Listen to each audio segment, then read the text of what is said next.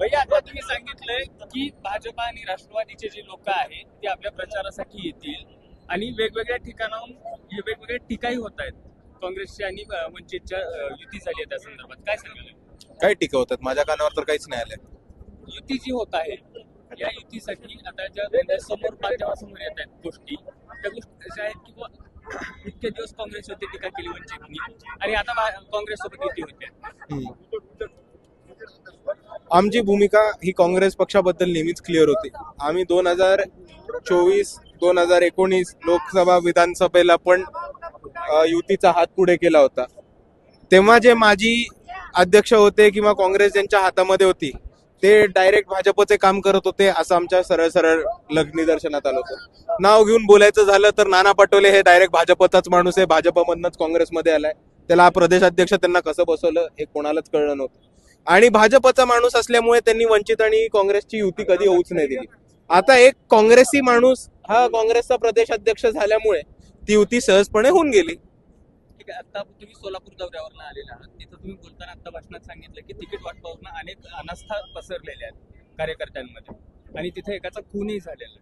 कसं पाहता याकडे? मी ह्याच्याकडे खूप दुर्दैवीने बघतो आणि ही खूप नाराजगीची गोष्ट आहे आणि ही खूप चुकीची गोष्ट आहे. कारण खऱ्या अर्थाने आपण डेमोक्रेसी किंवा लोकशाही बघितली तर आज भाजपनी लोकशाही अशी बनवून ठेवली आहे की कोणाला 5 कोटी फुकल्याशिवाय आमदार होता नाही येत, कोणाला 25 कोटी फुकल्याशिवाय खासदार होता नाही येत. ऑल्दो ह्याची लिमिट ह्याच्या बरेच खाली असते.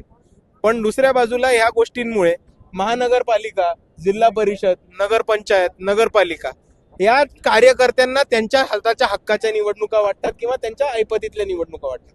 पण जर या ज्या खऱ्या अर्थाने मेहनत करणाऱ्या पक्षाचं एकनिष्ठेने काम करणाऱ्या कार्यकर्त्यांच्या हातातनं जर तिकीट काढून गुंड्यांना, दारूचे अड्डे चालवणाऱ्यांना, मटका सट्टा चालवणाऱ्यांना किंवा प्रस्थापित पैसेवाल्यांनाच परत जर लोकल बॉडीजचे इलेक्शन द्यायला लागेल तर कार्यकर्त्यांच्या मध्ये खूप मोठी नाराजगी येणारच आहे, ती आपल्याला दिसतीये. पण त्याच्याहून महत्वाचं मला हे वाटतं की लोकशाही बळकट बनवण्यासाठी आणि डेमोक्रेसी आणि लोकशाहीचं सामाजिकरण हे करण्यासाठी तळागाळातल्या कार्यकर्त्यांना, वंचित समूहामधल्या आतापर्यंत ज्या समूहांना सत्तेच्या बाहेर ठेवलं होतं त्या समूहांना, तरुणांना, महिलांना, तृतीयपंथीयांना जर शक्य झालं तर इतर पक्षांना, तर त्यांनी प्रामुख्याने लोकल सेल्फ गव्हर्नमेंटच्या इलेक्शनमध्ये, स्थानिक स्वराज्यामध्ये खालच्या कार्यकर्त्यांना तिकीट देऊन कार्यकर्त्याला बळकट बनवणं, कार्यकर्त्याला बळ देणं आणि पक्ष संघटन स्ट्रॉंग करणं याच्याकडे लक्ष द्यायला हवं होतं. पण हा सत्तेचा आणि पैशाचा खेळ झाल्यामुळे कार्यकर्ता ह्याच्यात खपला जातोय, ही दुर्दैवी बात आहे.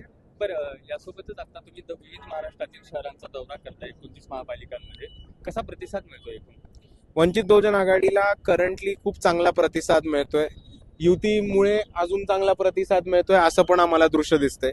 पण गेल्या नगरपालिका, नगरपंचायत आणि नगर परिषदांमध्ये जो वंचितला एक खूप चांगला रिझल्ट मिळाला त्याचा पण जल्लोष दिसतोच आहे. पण तो रिझल्ट मिळाला ह्याचं पण एक इंडिकेशन असं आहे की वंचित बहुजन आघाडीला ग्राउंड एक्सेप्टन्स आणि लोकांचा कल हा खूप मोठ्या प्रमाणात वाढलेला आहे. तुम्ही आता भाषणात असं सांगितले की भ्रष्टाचाराची परिसीमा या सरकारने ओलांडलेली आहे आणि प्रशासकाच्या माध्यमातून अनेक भ्रष्टाचाराचे घटना घडलेल्या आहेत. काय सांगाल? मी हे भाषणातच मांडलेलं आहे, मला त्याच्यावर अजून नाही बोलायचं.